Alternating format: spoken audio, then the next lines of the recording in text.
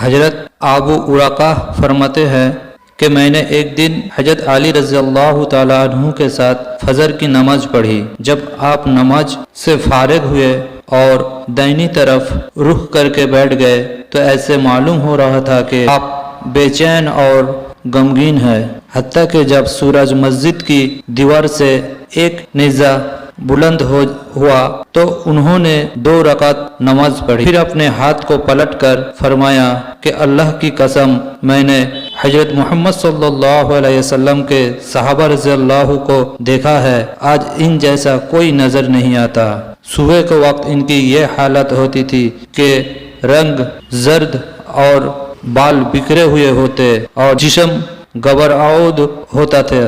ان کی پیشانی پر سجدے کا اتنا بڑا نشان نمایاں ہوتا تھا جتنا بڑا نشان بکری کے گھٹنوں پر ہوتا ہے۔ ساری رات اللہ کے سامنے سجدہ کرتے ہوئے اور کھڑے ہو کر قرآن کی تلاوت کرتے ہوئے گزر دیتے تھے اور سجدہ اور قیام ہی میں راحت حاصل کرتے تھے۔ جب صبح ہو جاتی اور وہ اللہ کا ذکر کرتے تھے تو ایسے جھومتے جیسے کہ تیز ہوا کے دن درخت جھومتا ہے، اور اس طرح روتے کہ کپڑے گیلے ہو جاتے۔ خدا کی قسم ان کے رونے سے یوں نظر آتا ہے کہ گواہ انہوں نے رات غفلت میں گزر دی ہو۔ پھر حضرت علی رضی اللہ تعالیٰ عنہ کھڑے ہو گئے اور اس کے بعد کبھی آہستہ ہنستے ہوئے بھی نظر نہ آئے، یہاں تک کہ اللہ کے دشمن ابن ملحزم فاسق نے آپ کو شہید کر دیا۔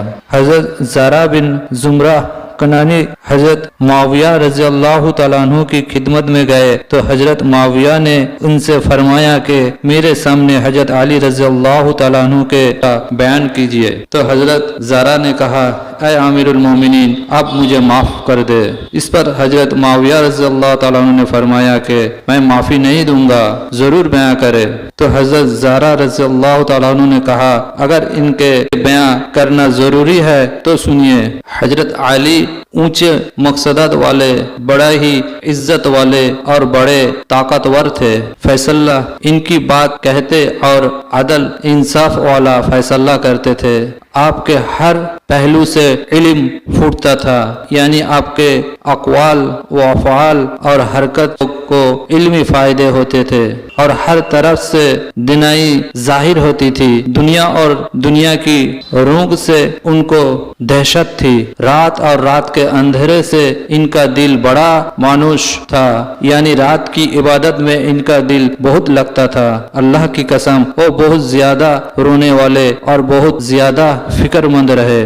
اپنی ہتھیلیوں کو الٹتے پلٹتے اور اپنے نفس کو خطاب فرماتے۔ مختصر لباس اور موٹا جھوٹا کھانا پسند تھا۔ اللہ کی قسم وہ ہمارے ساتھ عام آدمی کی طرح رہتے۔ جب ہم ان کے پاس جاتے تو ہمیں اپنے قریب بٹھا لیتے اور جب ہم ان سے کچھ پوچھتے تو ضرور جواب دیتے۔ اگرچہ وہ ہم سے بہت گھل مل کر رہتے تھے لیکن اس کے باوجود اس کی ہیبت کی وجہ سے ہم ان سے بات نہیں کر سکتے تھے۔ جب آپ تبسم فرماتے کہ دانتوں سے موتیوں کی طرح نظر آتے، دنیا داروں کی قدر کرتے، مسکینوں سے محبت رکھتے، کوئی طاقتور اپنے غلط دعوے میں کامیابی کی آپ سے توقع رکھ سکتا، کوئی کمزور آپ کے انصاف سے نا امید نہ ہوتا، اور میں اللہ کو گواہ بنا کر کہتا ہوں کہ میں نے ان کو ایک دفعہ ایسے وقت میں کھڑے ہوئے دیکھا کہ جب رات کی تاریک چھا چکی تھی اور ستارے ڈوب چکے تھے اور آپ اپنی محراب میں اپنی داڑھی پکڑے ہوئے جھکے ہوئے تھے اور اس آدمی کی طرح تل ملا رہے تھے جیسے کسی بچھو نے کاٹ لیا ہو، اور غمگین آدمی کی طرح رو رہے تھے، اور ان کی آواز بھی میرے کانوں میں گونج رہی ہے کہ بار بار یا ربنا فرماتے اور اللہ کے سامنے گڑ گڑاتے۔ پھر دنیا کو مخاطب ہو کر فرماتے کہ اے دنیا تو مجھ سے دور ہو جا، کسی اور کو جا کر دھوکہ دے، میں نے تجھے 3 طلاق دی، کیونکہ تیری عمر بہت تھوڑی ہے اور تیرے مجلس بہت گھٹیا ہے، تیرے وجہ سے آدمی آسانی سے خطرہ میں مبتلا ہو جاتا ہے۔ ہائے ہائے کیا کروں، جواب سفر تھوڑا ہے اور سفر لمبا ہے اور راستہ وسطناک ہے۔ یہ سن کر حضرت معاویہ کے آنسو آنکھوں سے بہنے لگے، ان کو روک نہ سکے اور اپنی آستین سے ان کو پوچھنے لگے اور لوگ بھی ہچکیاں لے لے کر رونے لگے۔